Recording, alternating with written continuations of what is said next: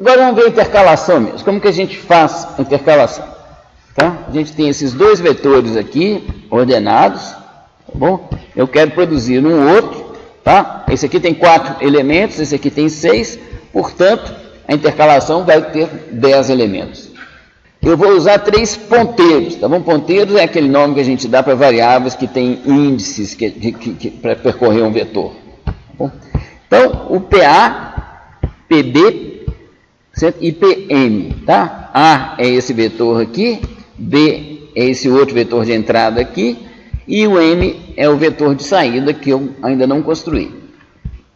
Então, o PA, todos eles começam com o valor 1. Então, o que eu faço? Certo? Eu comparo, certo? O que está em PA, o valor do elemento apontado por PA, com o valor do elemento apontado por PB. Qual dos dois que é menor? Bom, olha aqui, comparo este com esse. O menor é esse daqui.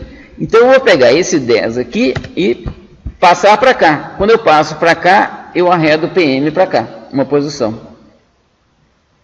Bom? E o PB também eu avancei de uma posição. Tá bom? Voltando aqui, ó, estava assim, tá bom? Eu vi que o 10 era o menor, então eu passo para cá. Agora, o que eu vou fazer? Vou comparar mais uma vez este com este. Qual que é o menor? É esse daqui. Tá bom? Esse que é o menor. Então é esse que eu vou transferir para cá. Quando eu transfiro, eu movimento esse ponteiro, o outro fica parado.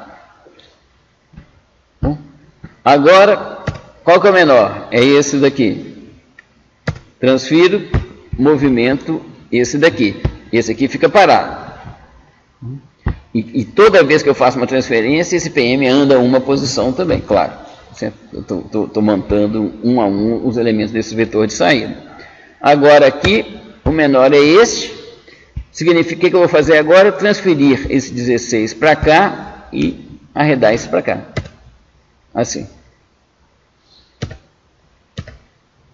E aí, a gente vai aqui, tá vendo? 19, escolhi aqui, o menor é o 20. Agora aqui, gente, o menor é esse daqui. Então, eu vou transferir esse valor aqui para o vetor de saída, tá bom? Ele veio para cá e o vetor A se esgotou. Tá bom? Acabaram os elementos aqui. Então, o que eu tenho que fazer agora é transferir o restante do B para cá. Ok? Vamos repetir aqui a animação. Começamos assim. Tá? Eu sempre comparo o elemento apontado por PA com o elemento apontado por PB. Seleciono o menor, transfiro para o vetor M. E se o menor for o apontado por PA, eu avanço o PA. Se o menor for o apontado por PB, eu avanço o PB. Bom? Então, assim, ó, o menor aqui é esse daqui, então eu vou avançar o PB. Agora o menor é esse daqui, eu vou avançar o PA. Agora o menor outra vez é o apontado por PA, eu avanço ele. Certo? Agora é o PB. E assim vai, tá bom? Até que chegar agora aqui eu esgoto o vetor A e depois eu tenho que transferir o restante do vetor B para o vetor de saída. Como que a gente programa isso aqui? Então, PA igual a 1, PB igual a 1 e PM igual a 1. Aqui eu entro num loop aqui, tá bom? Enquanto não tiverem se esgotado os elementos de A e não tiverem se esgotado os elementos de B, eu comparo aqui, tá certo? Se o elemento apontado por PA é o menor deles, então eu vou transferir para o vetor M, tá bom? Para a posição PM do vetor M, o elemento de A na posição apontada por PA. E aí faço PA igual a PA mais 1. Se não, ao contrário, eu vou transferir para M o elemento de B apontado por PB e vou avançar o PB. E em todos os casos eu faço PM igual a PM mais 1. Tá bom, gente? Esse aqui que é o algoritmo para fazer a intercalação. Okay? Ou seja, aqui eu estou consumindo um elemento de A, aqui eu estou consumindo um elemento de B. Bom, isso aqui, esse loop aqui, então ele vai parar, seja porque se esgotaram os elementos de A, seja porque se esgotaram os elementos de B. Como eu vou consumindo um elemento de cada vez, ou eu consumo de A ou eu consumo de B, só um deles que terá se esgotado ao término disso daqui. Então, continua aqui essa função, tá bom? Então, aqui agora é o seguinte, esse loop aqui será executado somente se o vetor B tiver terminado primeiro, tiver sido esgotado primeiro.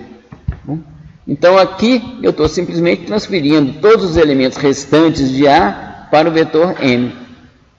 Esse outro loop aqui é o contrário. Certo?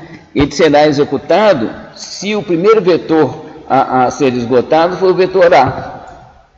Bom? Então, aqui eu estou transferindo para M os elementos restantes de B.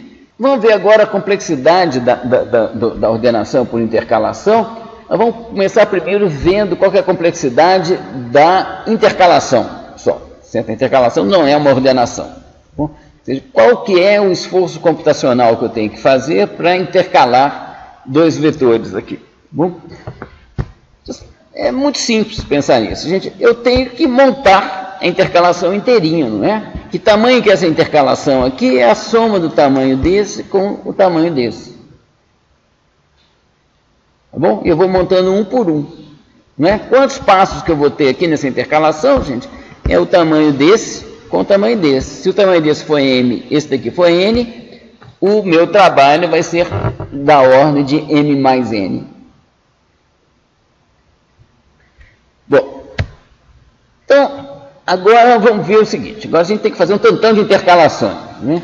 Primeiro vamos reparar que a parte de divisão aqui, ó, não tem trabalho computacional nenhum praticamente. Eu só calculo qual é o índice do meio e chamo recursivamente. Certo?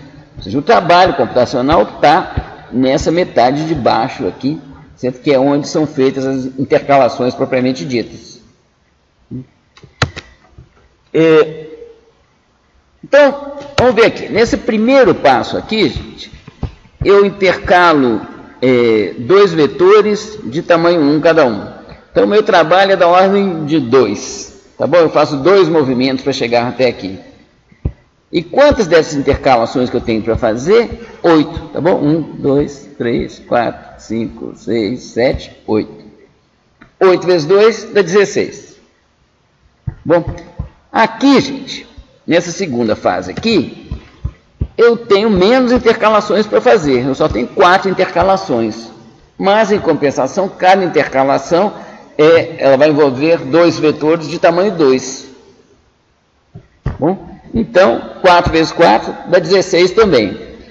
Próximo passo aqui, gente, eu só tenho 2 intercalações a fazer, mas são intercalações de vetores de 4 posições cada um. Bom, por fim, aqui, eu só tenho uma intercalação para fazer, mas é uma intercalação grande, certo? São 2 vetores de tamanho 8. Ok, gente? Então, se você pensar sempre nessa parte de baixo aqui desse nosso desenho, bom, aqui que está o trabalho computacional. Cada nível aqui, gente, é da ordem de N. Tá bom? Eu faço N passos, se N é o tamanho do meu vetor. Então, para eu saber o trabalho computacional total, eu tenho que saber qual que é a profundidade. Aquele exercício que a gente está encontrando ele o tempo todo, né? Quantos passos eu preciso dar dobrando o tamanho de uma coisa de tamanho 1 para ela atingir N? Bom, é logo na base 2 de N. Tá bom? Porque aqui eu tenho coisa de 2 a 0, 2 a 1, 2 a 2, 2 a 3 e 2 a 4. Tá bom? São os tamanhos aqui. Bom, por isso que eu preciso de log 2 de N. Então, o algoritmo aqui, então, ele é N vezes log 2 de N. Vocês lembrem-se que o algoritmo de ordenação por seleção é N ao quadrado. Então, é N vezes N. Esse aqui, o segundo fator, é bem menor. Então, é N vezes log de N. Aqui está um teste de desempenho que eu fiz com o merge sort. Então, você vê que a curva aqui parece com N log de N, tá bom? Mas vamos fazer aqui uma comparação com o select sort e o merge sort. Bom, aqui, ó, é claro que isso aqui é o select sort com os tempos muito piores. certo? Crescendo com o quadrado. Tá? Aqui o maior tamanho foi 5.000 que eu peguei aqui, porque estava demorando muito tempo, eu perdi a paciência. Tá? Mas vejam vocês a diferença de desempenho entre o Select Sort e o Merge Sort. Bom, e essa diferença se acentuaria caso os vetores fossem, à medida que o tamanho do vetor de entrada vai crescendo.